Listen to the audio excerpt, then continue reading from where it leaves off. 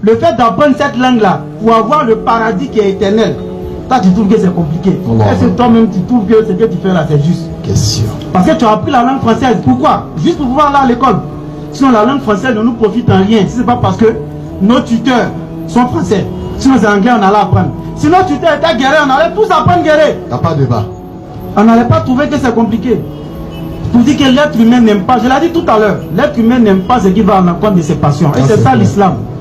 Et une fois même dans le rappel ici, j'ai précisé, j'ai dit nous, ça nous fait plaisir que dans l'islam, il y a des interdictions claires. Parce que dans la circulation même, dans le goudron qui est derrière vous là, s'il n'y avait pas d'eau d'âne, imagine les dégâts.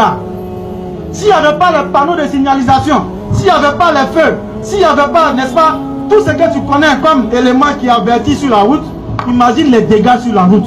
C'est ça l'islam. Ne commets pas la fornication. Voilà, tufsidu fil ardi ba'da islahiha. Ne commets pas la corruption sur la terre après qu'elle ait été, n'est-ce pas, lavée par Allah. Donc tous ces péchés-là, ça tend à semer la corruption. L'alcool. Regarde le taux d'accident dans le monde.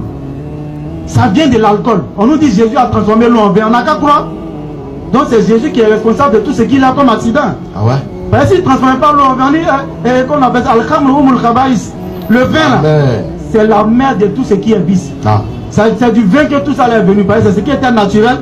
Ils ont fermenté à partir de ça, ils ont commencé à créer les bières. J'ai pas envie de faire de publicité. Tout ce que vous connaissez comme bière.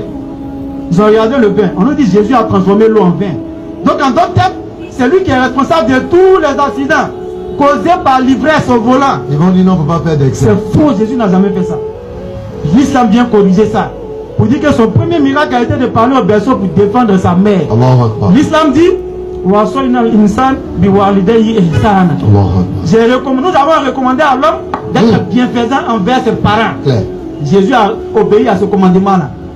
Il a été bienfaisant, il a défendu sa mère qu'on traitait de prostituée. On dit qu'il n'a jamais transformé l'eau en vin. C'est ce que l'islam vient te dire.